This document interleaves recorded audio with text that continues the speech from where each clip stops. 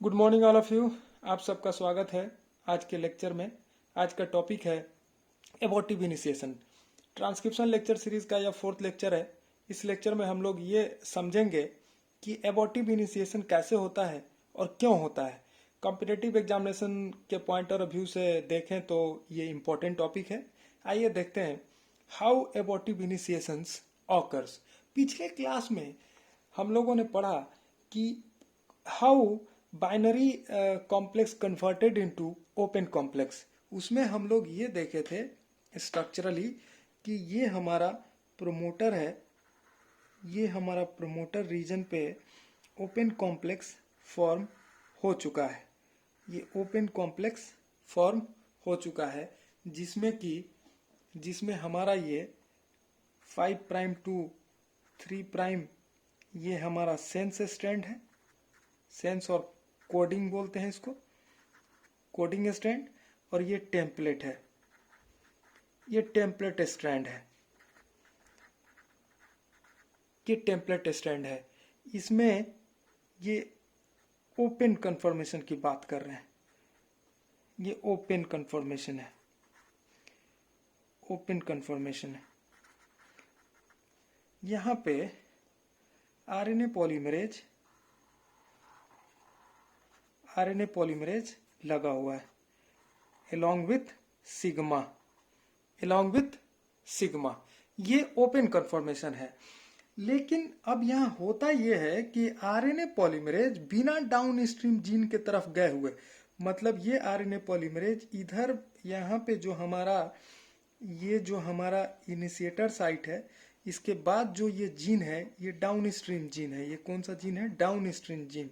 Downstream gene है जिसका transcription होना है।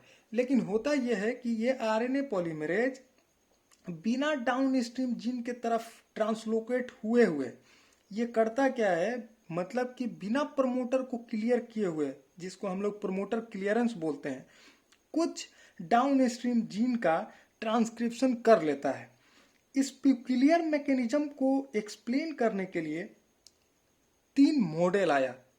उस मॉडल को, ये 3 मॉडल बताता यह है कि बिना आरएनए पॉलीमरेज बिना प्रमोटर को क्लियर किए हुए कैसे डाउनस्ट्रीम जीन को ट्रांसक्राइब कर लेता है। इस तीनों मॉडल को हम लोग देखते हैं। 3 model to explain abortive initiation भी हम लोग देखते हैं कि आखिर ये एबॉर्टिव इनिशिएशन ये डाउनस्ट्रीम जीन को ट्रांसक्राइब करने में कैसे एबॉर्ट कर जाता है एमआरएनए, जिसको हम लोग एबॉर्टिव इनिशिएशन बोलते हैं। उसको डिटेल में अभी देखेंगे। पहले हम लोग मॉडल पे फोकस करते हैं। ये मॉडल बताता है कि बिना डाउनस्ट्रीम जीन के तरफ गए हुए आरएनए पॉलीमरेज कैसे डाउनस्ट्रीम जीन को कुछ जीन को ट्रांसक्राइब कर लेता है। इसको एक्सप्लेन करने के लिए सबसे पहला मॉडल जो आया उसको बोलते हैं ट्रांजिएंट एक्सकर्शन मॉडल। इसको बोलते हैं ट्रांजिएंट एक्सकर्शन मॉडल। ये मॉडल आया एक्सप्लेन करने के लिए कि कैसे डाउनस्ट्रीम जीन को ट्रांसक्राइब्ड आरएनए पॉलीमरेज बिना ट्रांसलोकेट हुए कैसे इस जीन को ये ट्रांसक्राइब कर लेता है। इसको एक्सप्लेन करने के लिए आया ट्रांजिएंट एक्सकर्शन मॉडल। इस मॉडल के हिसाब से क्या है इसको देखते हैं। जैसे देखिए ये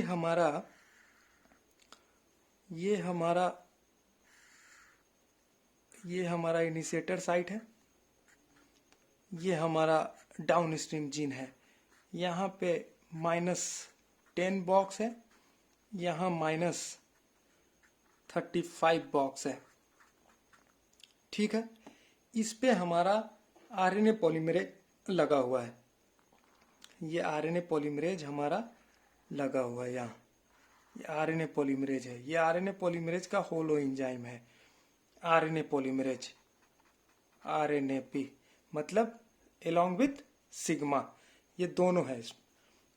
कोर एंजाइम के साथ सिग्मा लग गया तो ये होलो एंजाइम इसको बोलते हैं। ये देखिए यहाँ क्या हुआ कि आरएनए ट्रांसक्राइब करने के लिए एनटीपी चाहिए। पॉलीमराइजेशन होने के बाद पीपीआई बाहर आएगा, पीपीआई पायरोफॉस्फेट, ठीक है। साथ में अब ये एबॉर्ट आरएनए है, यहाँ दिखता है एबॉर्ट आरएनए, ये एबॉर्टिव आरएनए है। ये लेस देन 10 है, लेस देन 10 मैंने लेस देन 10 न्यूक्लियोटाइड का ये आरएनए है, लेस देन 10, इसको एबॉर्टिव आरएनए बोलते हैं। हुआ क्या, दरअसल हुआ ये कि यहां ये देखिए इसको ध्यान से, यहां हमारा -35 बॉक्स है, -35 बॉक्स, यहां -10 बॉक्स, और ये इनिशिएटर साइट है, ठीक। आरएनए पॉलीमरेज समहाउ यहां तक आके मूव किया डाउन स्ट्रीम की तरफ। देखिए ट्रांजिएंट एक्सकर्शन बोलने का मतलब है कि आरएनए पॉलीमरेज ट्रांजिएंटली कुछ देर के लिए, एक्सकर्शन का लिटरल मतलब होता है सैर करना, ये कुछ देर के लिए डाउन स्ट्रीम जीन की तरफ मूव करता है और कुछ जीन को ट्रांसक्राइब करके फिर वापस आ जाता है। यहां मूव किया और फिर वापस आ गया। इस तरह के एक्सकर्शन को हम लोग ट्रांजिएंट एक्सकर्शन बोलते हैं। और ये एक्सप्लेन करता है ये मॉडल, ट्रांजिएंट एक्सकर्शन मॉडल, कि आरएनए पॉलीमरेज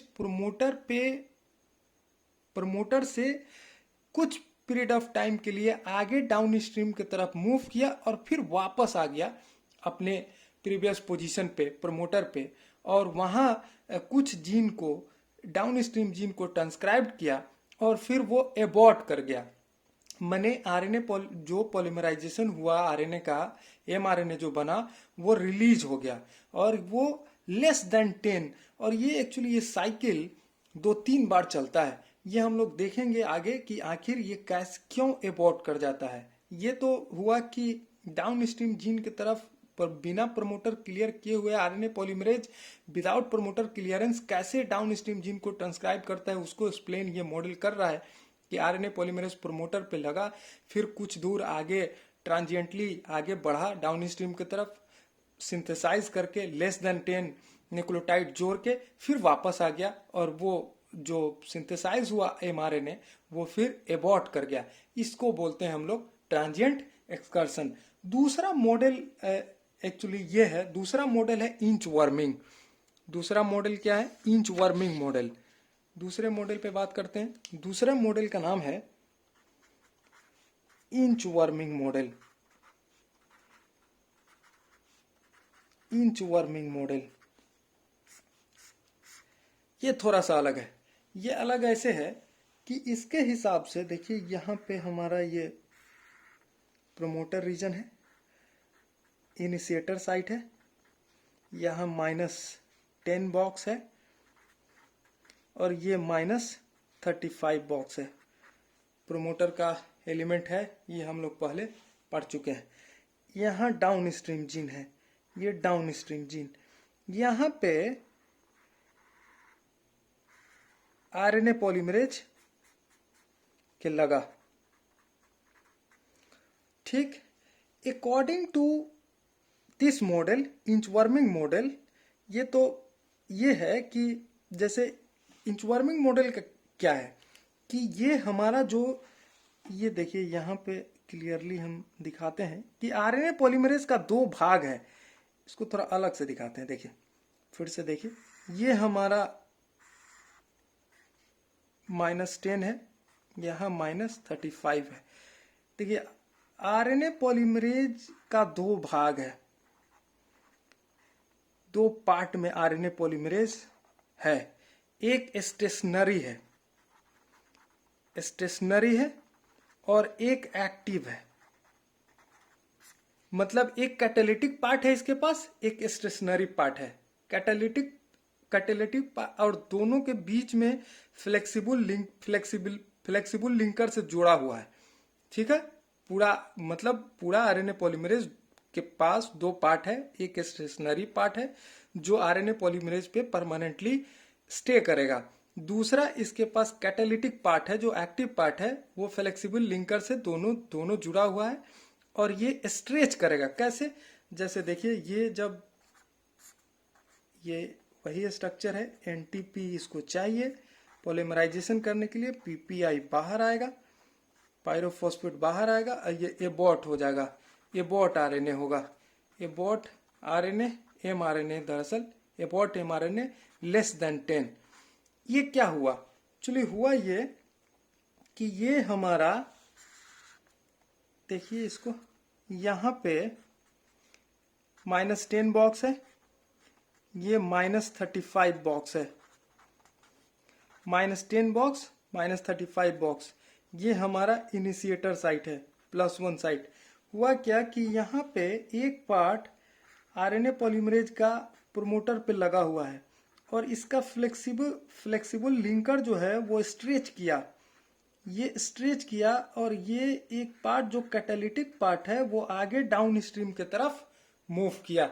ये देखिए, ये कैटालिटिक पार्ट स्ट्रेच हुआ, इसमें आगे ये मूव किया डाउन स्ट्रीम की तरफ और कुछ जीन को ट्रांसक्राइब करके लेस देन 10 और फिर ये वापस आ गया, ये जो ऐसे ये फिर वापस आ गया। इस तरह के मॉडल को बोलते हैं इंच वर्मिंग मॉडल।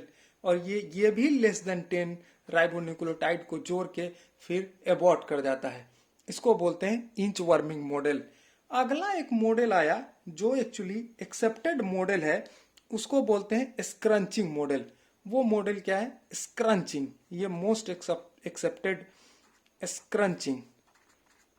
स्क्रंचिंग मॉडल, ये स्क्रंचिंग मॉडल है, ये एक्सेप्टेड मॉडल है।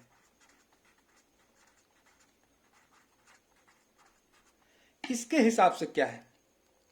वही है कि यहां पे हमारा -10 बॉक्स है, -35 बॉक्स है, आरएनए पॉलीमरेज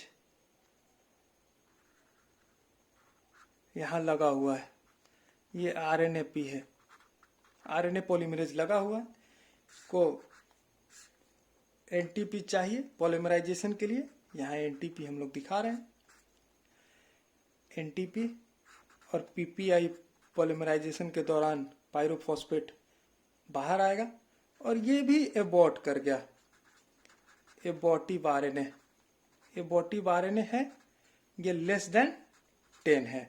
ये हुआ क्या? ये दरअसल इसमें क्या होता है कि अपने जगह पे ही आरएनए पॉलीमरेज प्रोमोटर पे ही है और ये क्या करता है कि ये दरअसल, ये देखते हैं हम लोग, ये क्या करता है कि डाउन, यहां जैसे देखिए ये हमारा -10 है, ये -35 है, यहाँ पे हमारा लगा हुआ है, ये हमारा ये आरएनए पॉलीमरेज है। ये आरएनए पॉलीमरेज लगभग क्या करता है कि अपने एक्टिव साइट के तरफ डाउन स्ट्रीम जीन को पुल करता है। ये जो देख रहे हैं लूप, ये दरअसल ये जो लूप है, ये लूप एक्चुअली पुलिंग के चलते हुआ है, ये लूप पुल के चलते हैं। ये डाउन स्ट्रीम जीन को, यहाँ इनिशिएटर साइट है, इस जीन को अपने तरफ खींचा और ये अपने तरफ पुल करके कुछ जीन को ट्रांसक्राइब करके फिर एबॉर्ट कर गया। ये भी लेस देन 10 अगर है तब ये एबॉर्टिव है। तो ये देखिए तीनों मॉडल में क्या है। सबसे पहला एक्सकर्शन मॉडल था, उसमें क्या है कि आरएनए पॉलीमरेज कुछ टाइम के लिए आगे डाउनस्ट्रीम जीन की तरफ मूव करता है, कुछ जीन को ट्रांसक्राइब करके फिर वापस आ जाता है और वो लेस देन 10 करता है और फिर एबॉर्ट कर जाता है। दूसरा इंच वर्मिंग है। इंच वर्मिंग मॉडल के हिसाब से क्या है कि आरएनए पॉलीमरेज का दो सब यूनिट, एक है स्टेशनरी, एक है active. Active part catalytic part है, वो आगे डाउन स्ट्रीम की तरफ बढ़ता है और दोनों के बीच में फ्लेक्सिबल लिंकर है। एक पार्ट आरएनए पॉलीमरेज का स्टेशनरी है अपने पोजीशन पे प्रमोटर पे, दूसरा पार्ट आगे बढ़ता है और कुछ जीन को ट्रांसक्राइब करके फिर ये एक तरह का रबर की तरह है जो फिर आके अपना पोजीशन ले लेता है और ये लेस देन 10 राइबोन्यूक्लियोटाइड जोड़ के एबॉर्ट हो जाता है। फिर इसी तरह से एक्सेप्टेड एक मॉडल आया स्क्रंचिंग मॉडल। इसके हिसाब से क्या है कि आरएनए पॉलीमरेज क्या करता है कि प्रोमोटर पे अपने पोजीशन पे है और ये डाउन स्ट्रीम जीन को अपने तरफ खींचता है, पुल करता है और पुल करके कुछ जीन को ट्रांसक्राइब करके फिर ये वापस अपने पोजीशन पे चला जाता है। इसको हम लोग इस मॉडल को बोलते हैं स्क्रंचिंग मॉडल। अब ये था हमारा कि हाउ एबॉर्टिव इनिशिएशन अकर्स। अब हम लोग एक और चीज इसमें देख लेते हैं कि वाई एबॉर्टिव इनिशिएशन ऑकर। एक और बात समझ लेते हैं, वाई एबॉर्टिव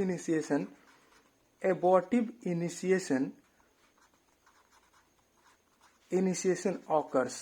ये इंपॉर्टेंट है कि आखिर वो तो हुआ कि एबॉर्टिव इनिशिएशन का मैकेनिज्म हुआ कि एबॉर्टिव इनिशिएशन कैसे हो रहा है, लेकिन एबॉर्टिव इनिशिएशन क्यों होता है इसको समझने के लिए ये है कि यह एक और अनफॉर्चुनेटली ये अनफॉर्चुनेट कंसिक्वेंस है।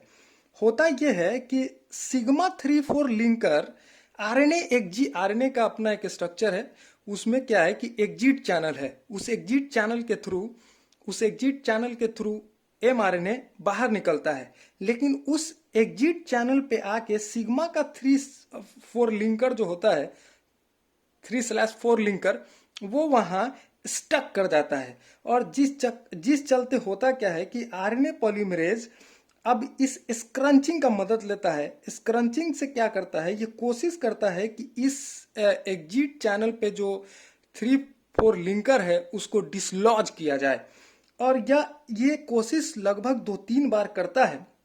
अनफॉर्चुनेटली शुरुआती 2-3 कोशिश में ये नाकामयाब रहता है और जब सक्सेसफुली 2-3 बार के बाद जब ग्रेटर देन 10 राइबोन्यूक्लियोटाइड जोड़ लेता है तब वो इलोंगेशन में कॉमेंस कर जाता है।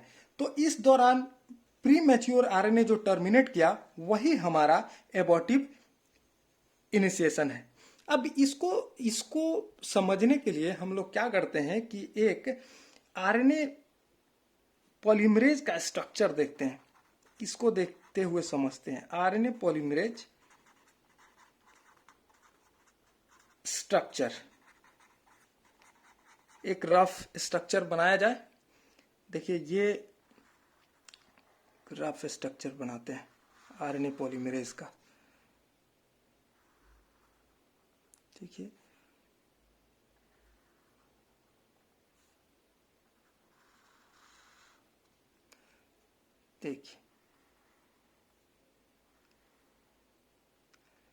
हम लोग आरएनए पॉलीमरेज का एक स्ट्रक्चर देख रहे हैं। समझना यह है कि आखिर कैसे क्यों कहाँ पे स्टक करता है, एग्जिट साइट इसमें कहाँ है, इसको देखने के लिए हम लोग ये स्ट्रक्चर देख रहे हैं। देखिए